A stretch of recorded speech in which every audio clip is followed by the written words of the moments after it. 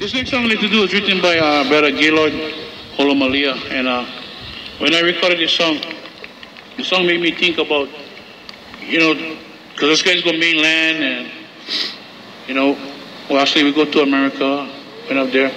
It's been a lot of places, seen plenty of stuff, but you don't realize what we get home here until we go far away. And this song, everybody can relate to. When your loved one go away, and of course you hear them yelling at you all day, but you know what? When they far, you miss them. So this song goes out to each and every one of you that travel far and never take home for granted.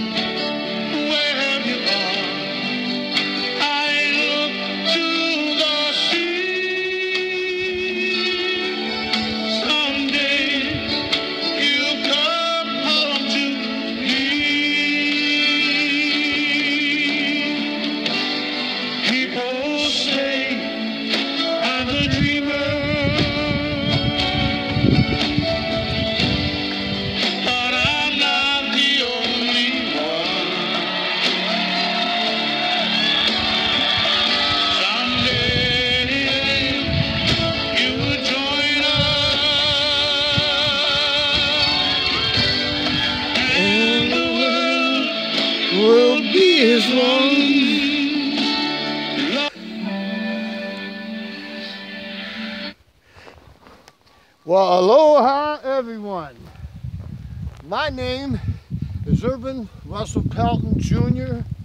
and I am the second son of Irvin and Russell Pelton, or Irvin and Betty Pelton. Hi, how you doing? Beautiful day here in Hawaii, Kona. Tape number 4, I think. And there we go. I'd like to dedicate this video to my mom and dad, my brother Mike, my aunts, my uncles, and I can't list them all. I don't forget. And so Uncle Bob and Paul and Jerry and Aunt Marion and Aunt Janice and my Grandma Rose. And the list goes on and on. I dedicate this video to my family that have been here and no longer are here, okay? So, what these videos are, telling you about what's going on. I told you about the first few nights that I got here to Kona, Hawaii. And I gotta say real quick, I'm not still living on the streets there. The last video I was watching it and I thought, man, I should probably tell them I'm not sleeping behind churches or on picnic tables anymore. So I'm not. But okay, so after I did it for about 15 days is what I did, and mainly the last part of it was by that cross. I am going to make a video by that 18-20 foot cross. But then what happened is I was told about where I could possibly rent a bedroom, and it's for quite a lot of money per week. It was a week-to-week thing, and so that's what I did. After about 15, 16 days on living on the streets of Kona there, and it was a choice. I got to stop here too. Say this: I made a decision that I am going to do whatever it takes to make the world a better place than what it was when I got there. And when I die, I'm not going to be living my life today the way I used to. So I knew when I was coming here, the sleeping in the sprinkler getting me, and the ocean washing me out, and the picnic table, you know, that was the choice I made, and so I'm not regretting them. I'm very, in fact, once I bring you up to date, God is great, folks. The blessings that we as humans can achieve if we just do sometimes the impossible, and it definitely is always hard. It is. It's always hard. So, you know, I'm telling you about all this, bring you up to date. I made a choice. I knew before I got here. I didn't know all the wonderful things were going to happen, but I knew I was going to be okay. So after renting that room for a couple of weeks, I had met in that first couple of days. I was on the island like 3 days, and I met a man over in Hilo. Now, this is another story. When I came from Oahu, where Kayla was, in Oahu, Honolulu, I had planned, and always had planned for a very long time, to come to Kona, Hawaii, which is on the east coast of the Hawaiian Islands. And just a few days before I was to fly from Oahu to my home, praise the Lord, in Kona, Hawaii, I got a blessing, an opportunity that if I went to Hilo, which is on the east coast of the Big Island, if I went there first, I was going to be given an opportunity. I'm lost for words. I did it. I went to Hilo first. I prayed about, I went to Hilo, and when I landed at Hilo there, I spent 7 days in Hilo, and I got one of the greatest blessings of my life in Hilo. Okay, and once I got done with that, oh man, I came to home, to Kona, and I landed here at 6:20. And so while I was over there, I stayed at the hostel, and I cut hair for him. The man who owned it, they found out I was a hair cutter. I met a few other people staying there, and so I whipped out my tools, and I was cutting hair, and I cut hair on a gentleman over there. And he lived in Kona. He was over there for the weekend. I just getting to Hawaii, and I'm on my way to Kona in a few days. So he tells me where he lives, who he is, so on and so forth. So and I'm pointing, because Kona's right down here. I'll explain this behind me in a few minutes. But so when I landed in Kona, I walking down the Li'i Drive. Here's that man that I met on the other side of the thing. Hey, good morning, so on and so forth. He asked me, what's up? I tell him, I'm, so on and so forth, and I'm renting a room here, and he lives. I go right by his house to go to work in the morning, and where he works is right there. So he said, hey, stop by, have coffee in the morning. So I start stopping by this man's house. I did it for about 7-10 days. Get up in the morning, and I'd go by his house. He started at 7:30. I'd get there 6:37. We'd have coffee and BS. Two old men waking up for the day. And after 2-3 weeks, he is going to move back to Oahu. Going to move back there. So the house that he is renting might be available. The catch is, the house is going to be torn down within a matter of months, they kind of figure 3, 4 months, 5 months maybe, the house is going to be torn down. And so he's asked me one morning, drinking our coffee and BSing and watching the sun come, and he's like, he tells me, hey, I'm going back to Oahu. Would you be interested in renting a house? Yeah. You know, I had to calm myself. Yeah. It was a 2-bedroom house in Kona, Hawaii for $700 a month. 2-bedroom house in Kona, Hawaii for $700 a month. Folks, that's impossible. That does not happen in the world, let alone in Kona, Hawaii. Don't happen. But as I tell you the story, you'll see how it all unfolds. $700. I'm a single man. That's why I'm living you know, I'm homeless or houseless. I'm not homeless because I'm home. I was houseless because I couldn't afford the rents and stuff. So I'm like, oh, Boz, you know, I'm almost begging him. Yeah. So fast forward a week. He calls me up on the phone and he says, Irv, the landlady here is here and she'd like to talk to you about renting you the place. So I jump in my car, I fly right over there, get out of the car, and introductions are made. And this young lady, she asked me, she says, what do you think of the Detroit Lions? And I told her the truth. I told them they sucked. They haven't played good in 30 years. They suck, you know. They let us down all the time. Sorry, Lions fans. I'm a Lions fan, but the truth, okay? She looked at me and she said, "Bra, you got the house." I was dumbfounded because I think the Detroit Lions suck. I could get my butt beat for that in some places, you know. She's like, yeah, because that told her, she said, that told me your honesty. Because most Detroit Lions fans wouldn't tell you that the Lions suck. And so we finished the rest of the day. I got the house. At the time, Kayla still had like 6 weeks in quarantine before she was out.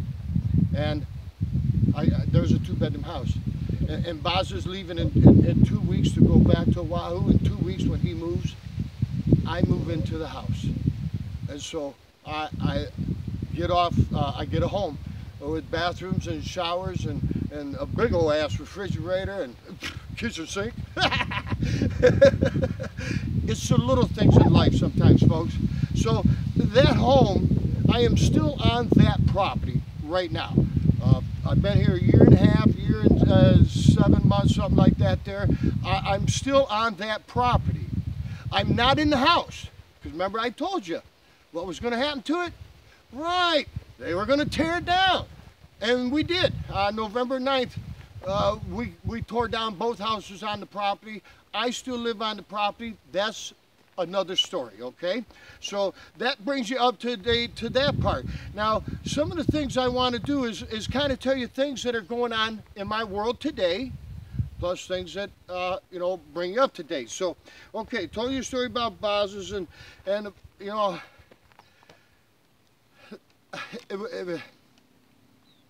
it is hard and tough and weird, and sometimes I think insanity when you go to do something and you have no idea what's going to happen. You might know that you're going to get beat up, that it's going to hurt, that it's going to be painful, it's going to take a while, and you don't know how wonderful the blessing is until you get done. And I'm talking about me. You know, coming here, what I'm experiencing in my life today is absolutely amazing. But it's very painful. And I'm learning that, you know, again, when I came over here, these things, videos is crying about me being homeless stuff. I wasn't homeless. I told you the first video. I was houseless, and there's a big difference on this earth. And so I'm going to it's been a wonderful choice. I'm glad I made it. And okay. This is what the next time, this is why I'm saying that, because, okay, the props. Last time I showed you 2 props. And the one's in the car. I'm not going to walk down and get it. I should. What do you think? Yeah, okay, all right.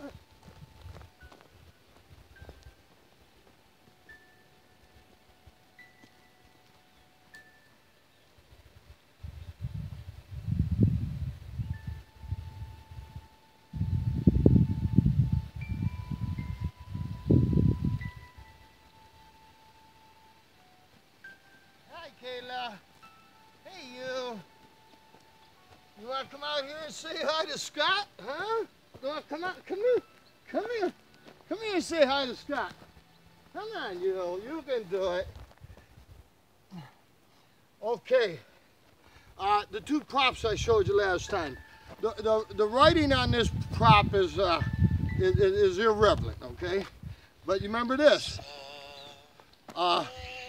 I don't think I've read anybody guessing about what it is. And I'm going to show you. Don't you laugh. Dreams that you dreamed of once in a lullaby.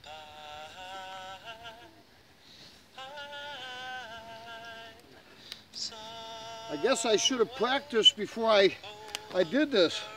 Just so you know, this is the very first time that I ever put this on. And it's a swim cap. And the reason I have it is there's a triathlon called Ironman. Ironman Championship. When I got in Kona last year, October, come around there was an Ironman Championship this year again. And what they do is they swim for, I think, 2.6 miles. They get out of the water, they get on a bicycle, they pedal the bicycle up the Hawaiian coast for 112 miles, 0.6. And when they get back, they get off the bicycle and they start running. And they run 26 point some miles. I think it adds up to 170. I should have got that correctly. There's so much information, but it's a triathlon. I am training to do the Ironman. Yeah, I know. Holy shit, some of you's passed out. Brenda, are you? That's my sister Brenda. She just passed out. She can't believe it. That's funny. Brenda, get up. Yeah, I've been, it happened October 14th this year. I get the privilege of being a volunteer, go figure, or Pelton volunteer. And I work with the media and so on and so forth, and I get to meet a lot of people. So I'm started training for the Ironman competition. And we're going to do it, I'm going to do it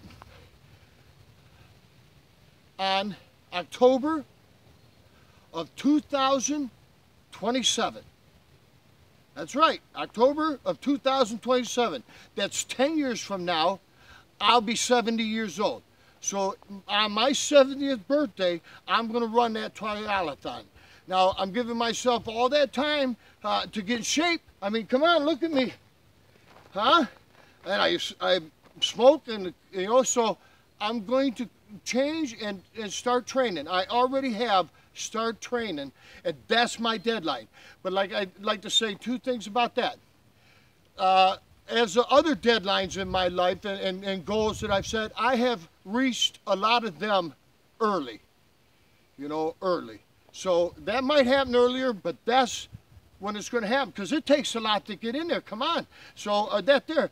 And 2, when the athletes come across the finish line, they have what they are called catchers. And it's 3 people. And when the person comes across the finish line, these three people go up to them. One has a towel, and they drape the towel, and then they put a lei around their neck, and the other two, one goes on the left side and one goes on the right side, and they literally catch the athletes as they come across. Now, one of the reasons they do that is because a lot of those athletes have been going anywhere from 8 hours to 16 hours, either swimming, biking, or running. And some of them, when they come across that finishing line, they fall. They do all kinds of things. You can watch it on the internet. It was live this year.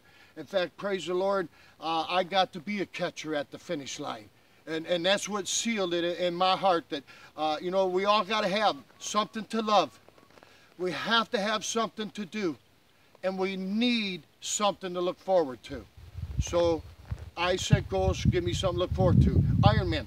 I need 2 catchers, because I already have one friend that says she's going to catch me coming across the finish line. In fact, she's going to train with me, but she's only going to do the swimming. She's not doing the biking and the running. She's swimming and quitting. And so I need 2 more catches, okay? Okay, so we're going to... Oh. Now, I told you I started training. And the painting of the car, I haven't showed you that. There was something that happened to me. Today is Wednesday, 28 days ago today, at 3 o'clock this afternoon. I broke my back. That's right. I fell 4.5 feet backwards, and when I landed on the ground, a 5-inch stump sticking out of the ground about 6 inches went into my back, and it broke 2 vertebrae. It's my lower back, lumbar. So today, 28 days later, that's why I'm dancing, because I can. I didn't know at the moment when it happened, it broke my back. I couldn't move. I was down, and folks, I knew I was in trouble. I knew it. Praise the Lord, where I live at, the folks that are in that property doing what we're doing, they seen me, they come down, they helped me get up. A couple hours later, I did end up in the hospital, and that's what I was told. But I didn't lose my spinal cord. Okay, not all back breaks are the people paralyzed. And I didn't break my back here, I broke it down here. And I missed the spinal cord by 4 inches. Less than 24 hours later, the next day, Thursday, I'm a pretty stupid man. You know, there's a lot of words that can describe me. And my stupidity is sometimes can get me in trouble. Thursday, after I got out of the hospital and stuff, I was walking around. Once my doctor found out, yeah, pissed is not the word for it. She was kind of upset, so she made me promise to get in bed and stay in bed until further notice. Okay, and so I did. I did it for the 5 days I promised her, but my sister Brenda, she knows, hey, I hurt, I broke my back. It was a terrible ordeal. I thought my life was over as I knew it. And after Tuesday, I did walk, and I've been walking ever since then. I went to work that day. Within 5 days afterwards, I so on and so forth. What has healed me, and okay, and I got to say something. The pain, yes. Anybody has gotten there? Yes, the pain, and again, the pain, folks. I did something that I'm very proud of. I know my brother Mark is going to be very proud of me. Jeremy, April, I love you all very, very much. And in that pain, the common direction is to go into narcotics for pain management. I refused them. I refused them. I didn't take the pain medication. I'm not taking it every 4 hours or not. And I turned to our Creator, as I understand Him. And so I spent the 4 or 5 days dealing with the pain, knowing that I am able to walk. And I just didn't give a shit about the pain, folks. Today, as I'm standing here in front of you, 28 days. Yes, it hurts. It hurts. It hurts. It hurts. But you see me dancing around, you know.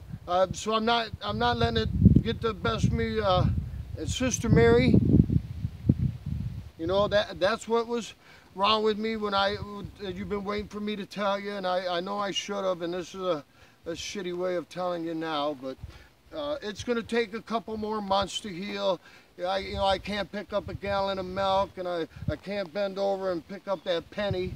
You know, I have Kayla get it, and the reason she won't get out of the car now is she's wondering who the hell I am, probably. Okay, so the back is okay, folks. God is great. He can heal. He did me, and I did it all without falling back on an old habit of drug addiction, you know. And so, you know, pray for me. If you're people like that, pray for me, because again, I'm doing it all with will and spirit and so on and so forth. Okay, so let's see. I want to make sure I got everything. Yep. Okay. I love you guys. 2 new props. 2 new props. You'll never guess. Now watch it. I can't fall. This is a prop. This is a prop here, and you can kind of guess what I'm going to do with it. Some of you might know. Some of you might know. I can think of a couple that might know what I do with costumes. This is my newest one here in Hawaii. So this is prop number 1. The second prop. This one, so far, ladies and gentlemen, brothers and sisters, aunts and uncles, and those I hold dear. This is a prop.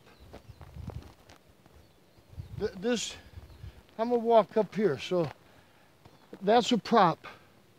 It goes that way. What you're seeing down there, way in the distance, there's boats in the Pacific Ocean. The airport is right over here. The highway is down there. All this woods. There are trees in this property that are over 2,000 years old. And wow, this is a prop. See, I've already want to start telling you stories of, but this is a prop. I'll give you some kind of clues, and then you see if you can figure out what we're going to do with this prop. This prop is an old Hawaiian piece of land. It has burial grounds on it. It has caves on it. This lot that I'm standing on is 135 acres, is 33 to 35 acres, something like that. So that's prop number 2. And I'll explain what we're going to do with that thing here in the future. And until then, as my brother in Hawaii says, ahui ho.